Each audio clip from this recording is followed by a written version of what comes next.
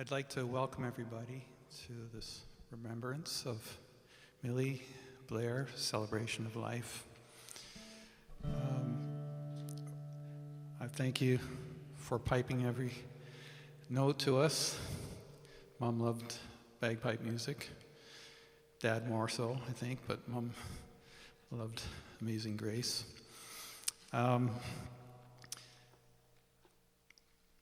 This song I'm going to play is one that she requested that I play, not every time that I was there, but quite a few times when I'd be coming by for a visit. It's called The Darkest Hour.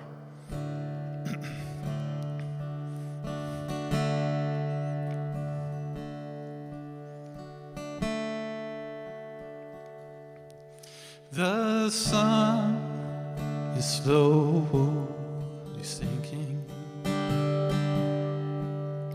The day is almost done. Still darkness falls all around us, and we must journey on.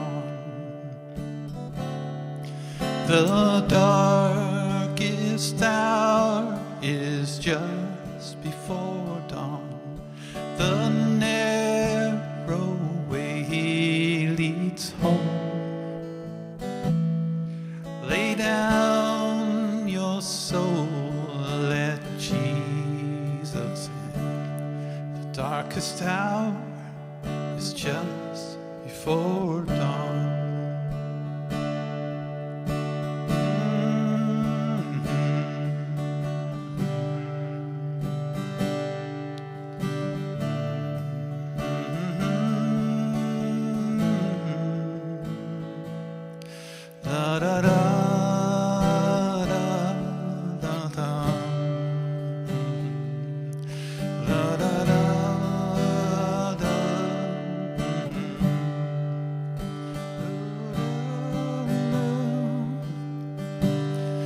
Like a shepherd out on the mountain,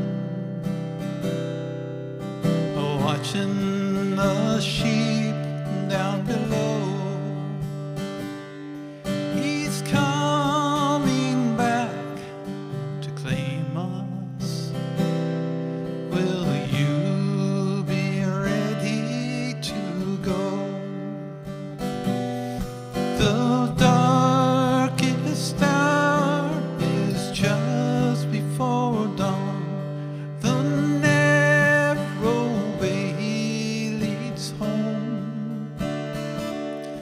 Lay down your soul, let Jesus in. The darkest hour is just before dawn. The darkest hour is just before the dawn.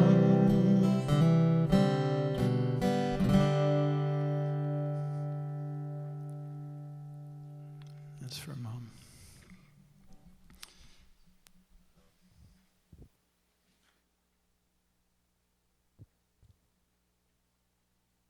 Thank you, Randy. We're gathered here this afternoon to honor Mildred Eileen Blair. We know her as Millie. Wife to the late Bob Blair, a sister to the late Arthur, Reuben, Irene, and Vaughn, survived by her sisters Margaret and Mary, both living in New Brunswick, and her brother Brent, who lives in Clarkson, Ontario. And I think Brent is here today. Hi, Brent. A mother to Randy, Kevin, Sandra, and Leanne, a grandmother, a fellow bridge player, a neighbor, and a friend. We're here today because we love Millie. She holds a special place in her heart. We miss her. And this afternoon we will share just a few of our many memories of her with each other. And we're also gathered to support and encourage each other as we grieve her passing. On behalf of the family, thank you for being here this afternoon. Your presence is a gift of love and respect to Millie. It's also a gift of caring and comfort for the family. So thank you so much for being here this afternoon. Please pray with me as we begin the service. Our great God, the creator of this universe, the creator of each one of us here today, we thank you for the gift that Millie has been to us. She means something important to each one of us in a very unique way. The way that you created her, the way that you blessed her, and the way that you blessed us with her presence. Whether it be as a mom, a grandmom, a neighbor, a friend, Lord, all these different relationships have impacted us. And so we thank you so much for the gift that Millie has been. And Lord, you know our desire this afternoon is to honor you and to honor Millie as we gather together. So we ask that your presence would be here. It would be tangible. That we'd be able to celebrate Millie's life well, but also comfort each other as we grieve together. We pray these things in Jesus' name. Amen. Now hear these words of comfort as written in God's Word. Jesus said to his disciples on the night that he was betrayed, he said, "Let not your hearts be troubled. Believe in God, believe also in me. In my Father's house are many rooms. If this were not so, would I have told you that I go to prepare a place for you? And if I go to prepare a place for you, I will come again. I'll take you to myself, that where I am, there you will be also. You know the way I'm going." Thomas said to him, "Lord, we don't know where you are going. How can we know the way?" Jesus said to him, "I am the way and the truth and the life. No one comes to the Father except through me." Jesus said to Mary, "I am the resurrection and the life. Whoever believes in me, though he die, yet shall he live. And everyone who lives and believes in me shall never die." The Lord is my shepherd. I shall not want. He makes me lie down in green pastures. He leads me beside still waters. He restores my soul. He leads me in paths of righteousness for his name's sake. And even though I walk through the valley of the shadow of death, I will fear no evil, for you are with me. Your rod, your staff, they comfort me. You prepare a table before me in the presence of my enemies. You anoint my head with oil, and my cup overflows. Surely goodness and mercy shall follow me all the days of my life, and I shall dwell in the house of the Lord forever. As Randy mentioned earlier, Millie has selected the music for her service today. Randy's already prayed the darkest hours just before the dawn. Thank you, Randy, for that. Another favorite song of Millie's is a song that Randy wrote, and you'll be seeing a video presentation of that song at the end of the service. It's called "One Breath Away." The words are inserted in your bulletin. Millie also requested that we sing "Amazing Grace." And so on the back of your bulletin are the words to "Amazing Grace," and we're going to ask that we do that now. Our bagpiper is going to introduce it, and then Joanne's going to come and play the piano, and we'll sing along with Joanne. Please stand as we prepare to sing "Amazing Grace."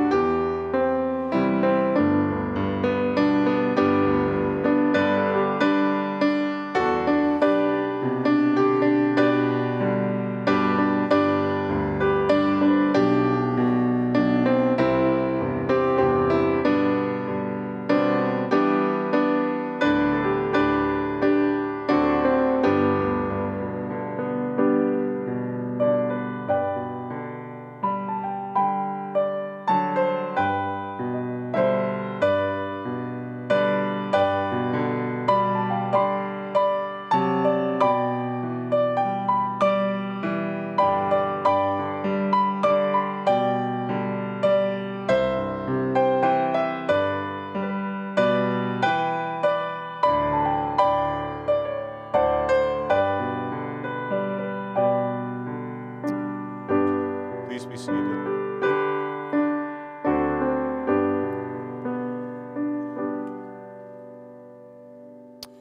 The family is going to come now and present their memories of Millie, starting with her daughter Leanne.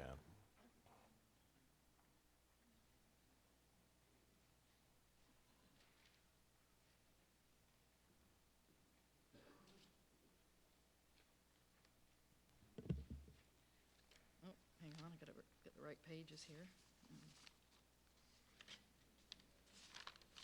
Start the timer. Hello, I'd like to thank everyone for coming here today and being a part of Millie's life. When planning Mom's celebration of life, Mom said she only wanted us kids to talk for 5 minutes each. She's a bit of a stickler for time, and we even brought a timer with us just in case anyone goes over the 5 minutes. November 1st, 1935, I want to say a star was born. But what I can say is that Mom was the most caring, sweetest, kindest, gentle, and loving being I've ever met. And I had the pleasure of having her as my mother. She didn't even have to try hard to obtain these qualities. It just came natural. She never said a bad thing about anyone or even gossip about people. She wouldn't hurt a flea if it bit her. She's a hard act to follow, and if I could have half of these qualities, then I would consider myself lucky. If I could enter her into a contest for the world's greatest mom, then I can wholeheartedly say that she would come in first place. She had a calm temperament and even flow manner to her. She rarely raised her voice unless you really pushed her buttons. If she did raise her voice, you made sure you wouldn't make her do it again because she was such a gentle soul and you wouldn't want to upset her. Looking back, I feel I missed out on a lot of family time with Mom and Dad after I left in '95 to Vancouver and then New Zealand 2003. It soon became important to me to make sure I would try to come home for yearly visits the older Mom and Dad got. When I came home, Mom and I would spend our time shopping until we dropped. And I said to Mom, I hope you live to 100 so you can still take me to the shopping malls. We were all shocked when Mom took ill and was told this would be the end of the road for her. She was like the Energizer Bunny and never stopped playing bridge, euchre, mahjong, quilting, exercising, socializing, and volunteering. Sitting around doing nothing was not her forte. I thought she would have another 5 to 10 years because she was in such good shape for her age. On her last visit to New Zealand in 2018, we were walking up a hill and Mom was full steam ahead of me. And I thought, I can't have my 82-year-old mother beat me up the hill. So I added a bit of pep to my step and got ahead of her. Her legs were strong and toned. She was such a joy to have around, and we laughed so hard. It was the medicine that she needed after Dad passed away. Mom was popular in New Zealand and fit in with my friends like a glove, joining in on their crazy antics. My friends could not believe she was in her 80s, as she did not look it or act like it. So she kept that one in the bank as long as she could. Mom was a worried wart, though. She worried about us kids all the time, even to when I turned 40 and when I went to Europe on my own to meet up with some friends. I stayed at Kathy and Duncan's place in London as a base. I met Kathy one night in front of my friends, Kathy said, "Your mother just called my mother because she hasn't heard from you and she's worried about you." My face turned bright red and I suddenly felt like I was 16 again. Mom and I chatted about that recently. I had the honor of staying with Mom in the hospital room almost 24/7 in Oakville. She was at peace with her illness, and this peace made it a little easier for us kids to handle. I call us kids, we're in our 50s and 60s, but I kept telling Mom I was lucky to get to stay with her in the room, and she said, "No, I'm the lucky one." She worried about us being bored, but she entertained us with her stories and her sarcastic sense of humor. I soon realized where I got my sarcasm from. To fill in some time in the hospital room, I watched more than a few HGTV home renovation shows. Mom got a little sick of watching them and said to me, "Don't you ever get tired of watching this shit?" And I was going to say sugar, but Sandra said I could say this word, so apologize for. I got her back when she watched the reality show Making Donuts, and I said the same thing back to her. Rarely was Mom left alone in the hospital, as between all of us Blairs, we had it covered. Even up until the last breath, she was not alone. We were so happy with the Oakville Trafalgar Hospital staff Mom was really happy with the nurses and she felt well looked after. They were amazing. I have to say we were lucky to have wonderful parents that provided and supported us. If your parents are still alive, give them a huge hug and tell them, too, that they would win a contest for the world's greatest parents. Enjoy every moment you can with them.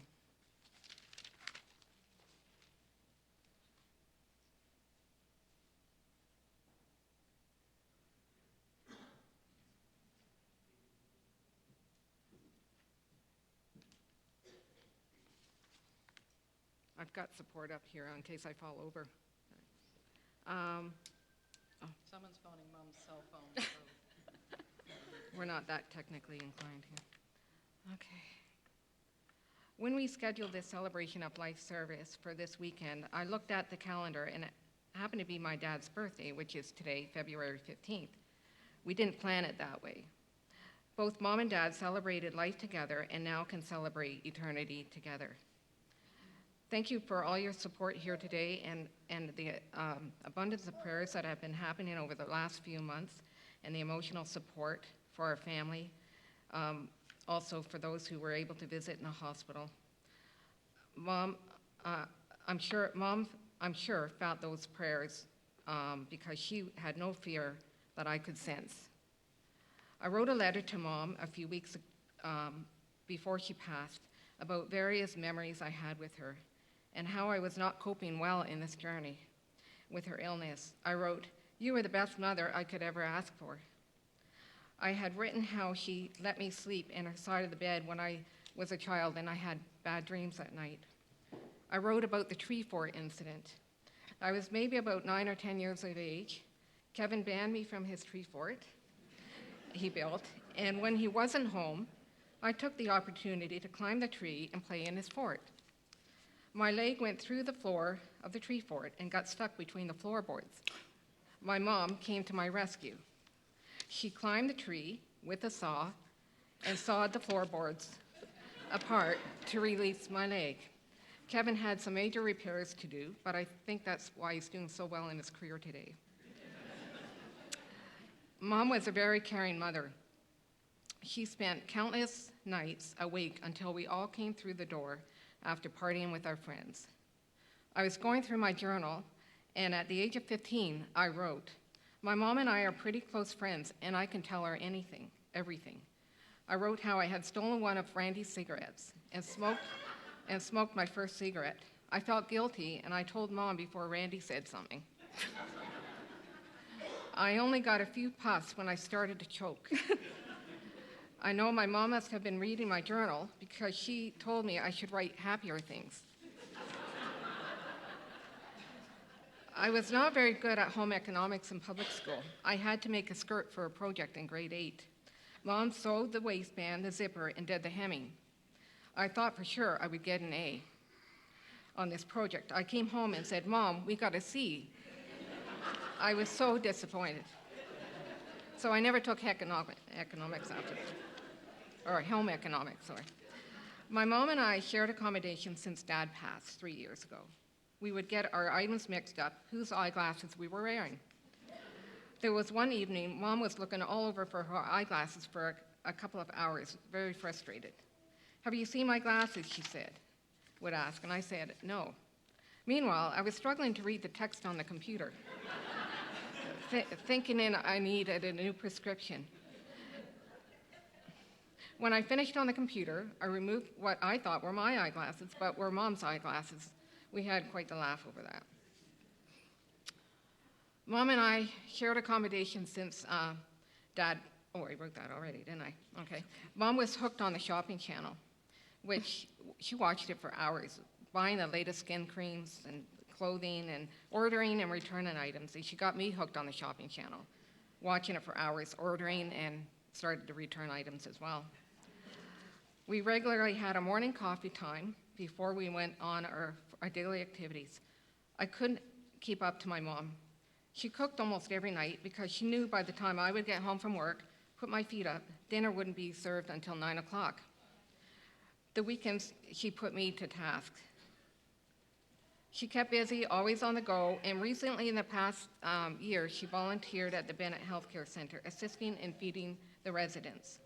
After a month or so before Mom went to the hospital, about a month or so before Mom went in the hospital, November 22nd, roles reversed from a caregiver to Mom needing caregiving. When she was sick, advice given to me was, be strong for your mom. That's good advice, but I didn't follow it. Who do you go to when you feel sad and upset? You go to your mom. You turn to your mom. I wrote in that letter things like, my heart seems ripped apart. I hope I get rid of this deep ache in my heart. I just need you by my side. I spent many times crying at the thought of losing my mom over the past few months. Mom would comfort me and said, at least this is not sudden. I received an email from a pastor which I quote, I pray that God would be extra present and comforting to you during this time. There is a huge void in my life with her passing that only an extra present God can fill, because not one human can replace my mom. Until we meet again.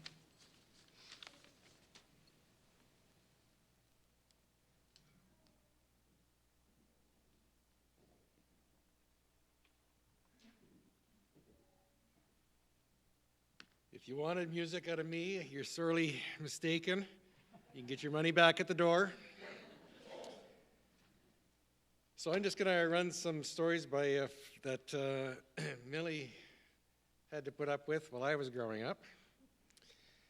But she was a smart lady. She always encouraged me to find a path in life. So I thought when I was 13, I decided to want to be an auto mechanic. So one morning I went outside and I took the fenders and the hood off of her car. So she came out ready to go to work, all ready to head for Shoppers, and looked at me and said, you need to put this back together. And that was all she said. So I knew I was going to get it when Bob got home. So I got it back together, but it was just kind of a testament to the way she reacted to the things I did when I was growing up. But the Blairs have always had a wandering spirit in them. So Bob, when he was late teens, he took off for BC. Millie left New Brunswick, came to Ontario, then took off to BC. When I was 18, I left, I went to Alberta and worked in the oil patch. And I was having a great life out there. They were paying a ton of money, and I met a girl. And I got engaged to the girl because I thought that was the thing to do. And then about 2 weeks after I told Millie, they arrived at the Calgary airport. And they had a little chat with me. And when they figured that wasn't going to work, they went to the girl and they had a chat with her. And about 2 days after that, Millie and Bob got back in the plane and came back east. And the girl came to me and she said, she gave me the it's not you, it's me speech. Somehow Millie had gotten the message through to her that I wasn't going to be the one, don't waste your time. Forcing me to dodge some kind of a bullet, I don't know. But she never, ever mentioned it again until recently. We were talking about it when she was in the hospital, and she was laughing. But she just had this way of directing my life. And then when Lori and I started dating, Mom cornered Lori. And she said, are you sure? And I'm assuming she was referring to me,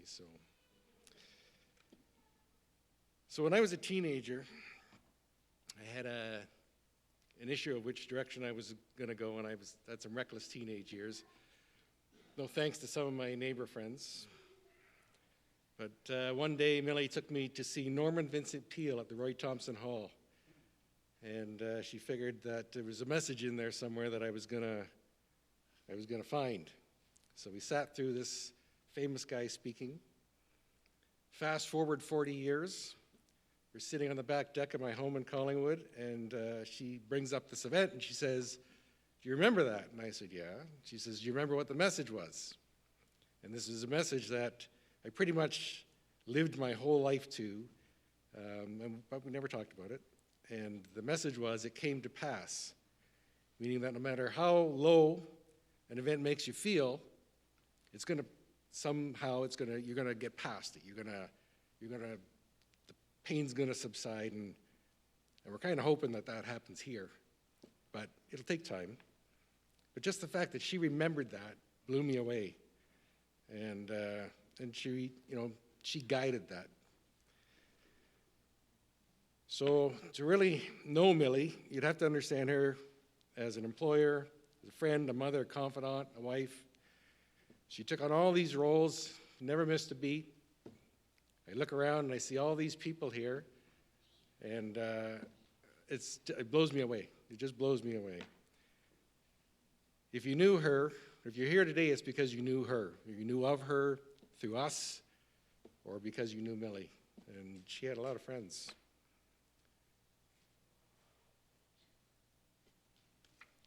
There wasn't much in life that scared Mom. She took on every challenge and was pretty good at everything she did. You all know that she did quilting. She played bridge, mahjong, square dance. She was a floor manager of the largest Shoppers Drug Mart in Canada at one time. And then she was a caregiver to Bob when he was going through his Alzheimer's. And she never, ever turned her back on anything. But I think Millie might have been a bit colorblind. And I say this because when I barely graduated from high school, she forced me to go to the graduation ceremony, which I wasn't going to go to. I didn't have a suit, so she took me shopping to Tip Top Tailors in Brampton by the old Mandarin. It's probably not there anymore, but she took me in there and she bought me a suit. And I guess I wasn't paying attention, but it was lime green.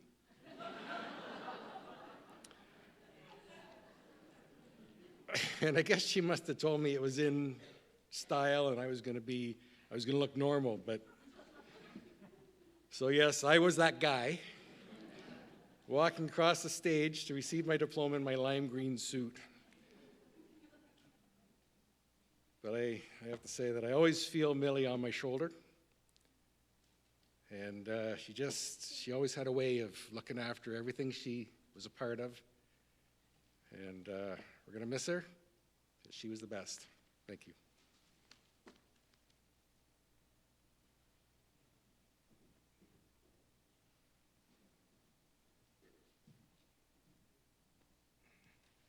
Hi everybody, I'm Brody. Most of you know me from 30 minutes ago when I greeted you. The rest of you know me from other ways, but I've written something on my phone, and let's hope I can find it. But you know what, I'm just going to wing it. I didn't write much of a speech today, or for today rather, because every time I thought about how I'd lost my grandma and how I would have to write something, it just made me feel crappy. And I guess even today I'm still in shock about how I've lost her and how we've all lost her, really. But my grandma Millie, she was the nicest person I knew, hands down. I don't even think I ever saw her frown. She was just the best spirit out there. And I'm sure I've got lots of stories about my grandma, but I don't know, I think I'll keep those to myself. My grandma Millie, I have one really important memory about her, and this was from when I was a kid, when she lived on the Boston Mills Road. We were playing this game, Aggravation, that my Grandpa Bob made me. And I guess it was a lot like Sorry or Trouble, or whichever version of the game you like. But anyways, she rolled the dice, and her game piece was catching up to me, and she would have landed right on top of me.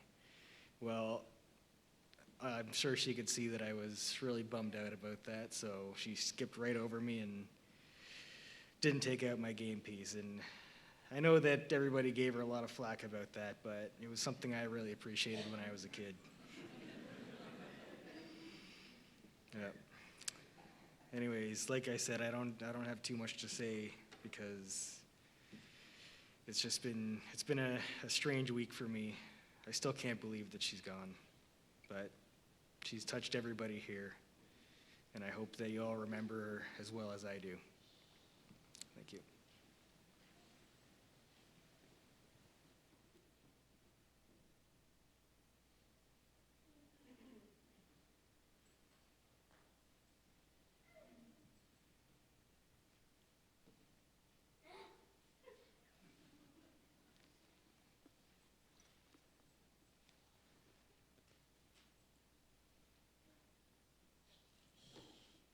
My wife, Janice, is going to read a prayer.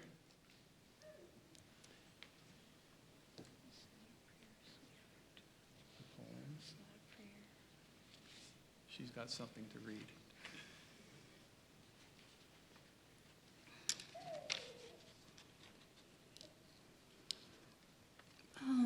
Brody, this might kind of mirror what you're saying, and I was hesitant to read it because it's a little bit on the heavy side. It's not going to make you laugh, and I didn't bring enough Kleenex in case all of you cry.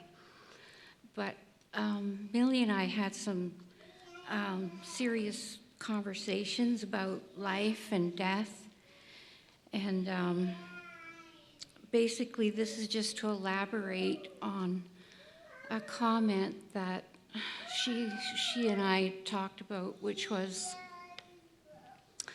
that when her time came and then after she was gone, she and I spoke, and she basically said that she didn't want people to walk around with their jaws under the floor for very long. So we've tried not to do that, but sometimes we fell short, so sorry about that. But anyway, here's something I thought she might like everyone to hear. Oh. When I'm gone, release me, let me go. You have so many things to see and do. You mustn't tie yourself to me with tears. Be happy that we had so many years. I gave you my love. You can only guess how much you gave me in happiness. I thank you for the love you've shown. But now it's time I've traveled on alone. So grieve a while for me. If you grieve, you must. Then let your grief be comforted by trust. It's only for a while that we must part. So bless the memories with your heart. I won't be far away, for life goes on. So if you need me, call, and I will come. Though you can't see or touch me, I'll be near. And if you listen with your heart, you'll hear all of my love around you, soft and clear. And then, when you must come, this way alone, I'll greet you with a smile and welcome you all home. And I know she would. Thank you.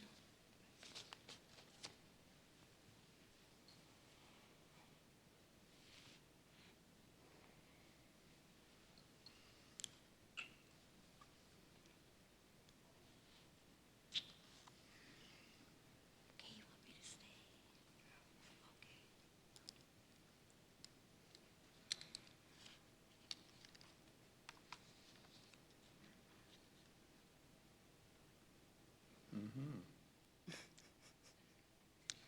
Well, it appears that my notes just disappeared.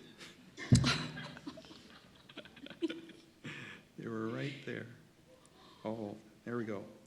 Thank God for recently deleted. My thumb must have hit the button. Okay. I thought she was going to make you wing it. Okay, so I called Brody last night and wished him a happy birthday. And he said, oh yeah, he says, I'm going to sit down and write my speech. And I said, yeah, me too.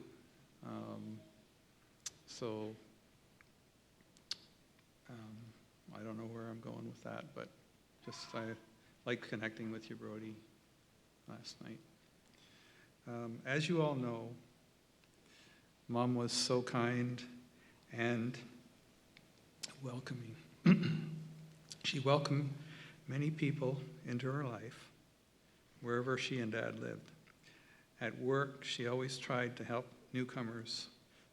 So when she was at Shoppers Drug Mart, she wanted to help newcomers get a firm footing with a new job that would give them a chance to make something better of their lives or get them started.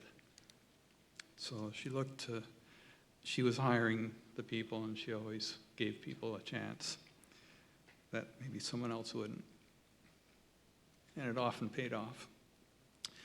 Her life demonstrated that whatever your lot in life is, and whatever authority you are given, that can be used to help others on their journey. And that's a big theme in Mom's life. She was truly compassionate for the underdog.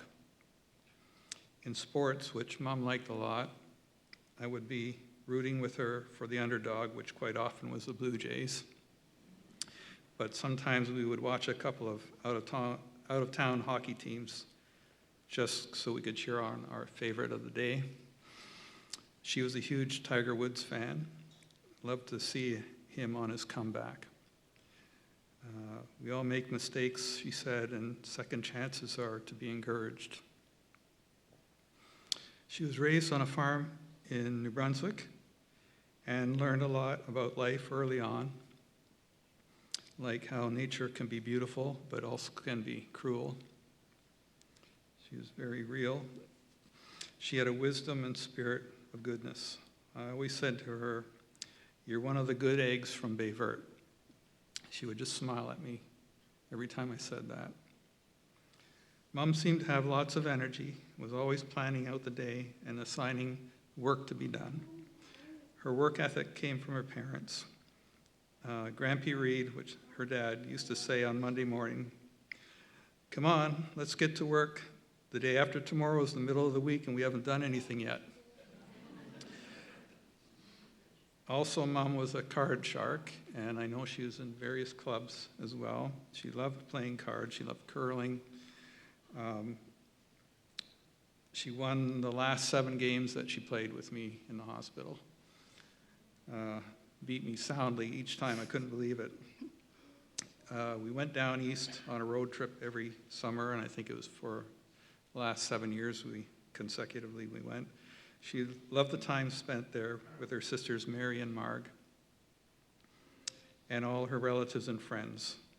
And we called the sisters the 3 M's, or Mary, Marg, and Millie. She loved it in Bay Verte and was swimming at every opportunity and playing cards. Mom loved her family and neighbors and co-workers.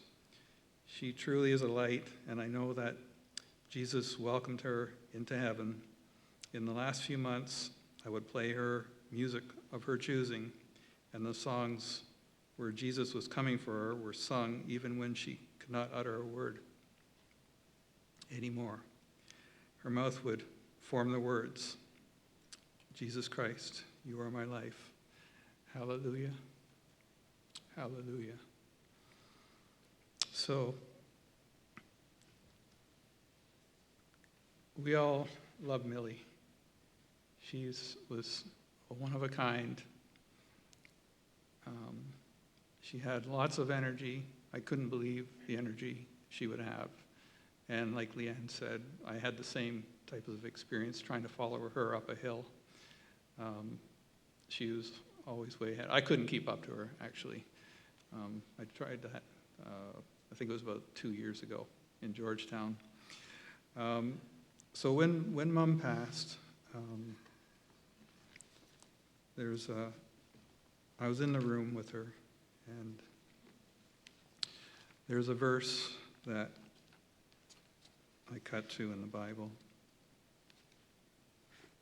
and it's very appropriate for her, I thought. And it says, "But I am like a flourishing olive tree, anointed in the house of God," where she is now. I trust in the unending love of God. His passion towards me is forever and ever. And that's how I think of Mom now, that she is in paradise. She is experiencing unimaginable joy and love and peace. And she is very fortunate. That reality is what keeps me going, even though you get the hours or minutes of grief from missing someone who raised you and was there for you. And like, what's a huger part of your life than your mother? Thanks. God bless Millie.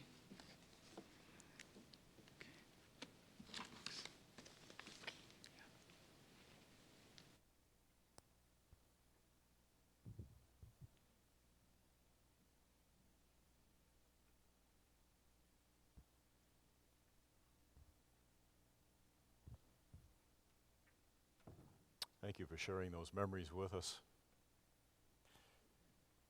My friendship with Millie began after she and Bob moved to Georgetown in 2011. I was on staff at the church here and I oversaw the seniors ministry. They both came to our Fabulous Friday events and participated in some of the bus excursions that we have. And then as Bob's health began to decline, Millie would come with Sandra to church on Sundays, and she also participated in our Tuesday morning adult devotionals here at the church. She often commented to me how much she was learning and how much she appreciated the teaching there. In early December, as many of you know, Millie went to Oakville Trafalgar Hospital for what was to be a routine diagnostic procedure. But after the procedure, Millie was admitted for further testing. And following a lengthy process, the medical team concluded there were limited options to restore Millie's health, and so she was transferred to the complex transitional care ward to receive end-of-life care. This was very difficult news for both Millie and the family to receive. It wasn't what any of them had expected to hear. As I visited Millie regularly throughout her illness, I could not help but notice the way that she received this news. Her reaction was truly remarkable. She wasn't angry. She wasn't bitter.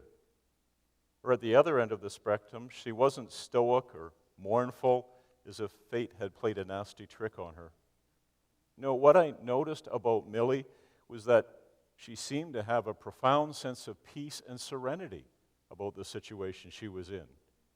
She was well aware that her health was in steady decline, but this reality didn't send her into a tailspin of despair or propel her into endless worry and speculation. She was at peace. It was remarkable. And this reminded me of a couple of verses of Scripture that I'd like to focus our thoughts on this afternoon. They're found in Isaiah chapter 26. They read as this: "You will keep him in perfect peace, whose mind is stayed on you because he trusts in you. Trust in the Lord forever, for the Lord is an everlasting rock." The word keep that's used here means to guard, to protect, to maintain. The Hebrew word is shalom, meaning peace, tranquility, and contentment. And the prophet Isaiah is declaring here that God himself offers shalom, perfect peace, tranquility, contentment. But the significance of this is that this contentment is of an enduring nature. It's a keeping peace. It's a lasting peace. It doesn't show up and then disappear based on circumstances. No, this peace protects regardless of circumstances. It's the kind of peace that Jesus promised to his disciples on the night he was arrested and subsequently crucified when he said, "Peace I leave with you. My peace I give to you. Not as the world give to you. Let not your hearts be troubled, neither let them be afraid." See, a troubled heart is a heart in turmoil. The word used here means agitated, like the surf on a seashore. Let not your heart be troubled, turning over. Peace that the world gives is simply absence of conflict. But peace from God is peace that banishes fear and transformed a troubled heart into a calm heart. And this, I believe, is the peace that Millie had. In this verse, Isaiah points out two personal responses to God that engender this blessing of amazing, stable peace. This peace that comes from Him. The first is, whose mind is stayed on you, and the second is, because he, or in this case Millie, trusts in you. A stayed mind is a mind that's seeking or taking hold. It's focused on staying and growing in the relationship. Millie attended church for most of her life, and it was while she was attending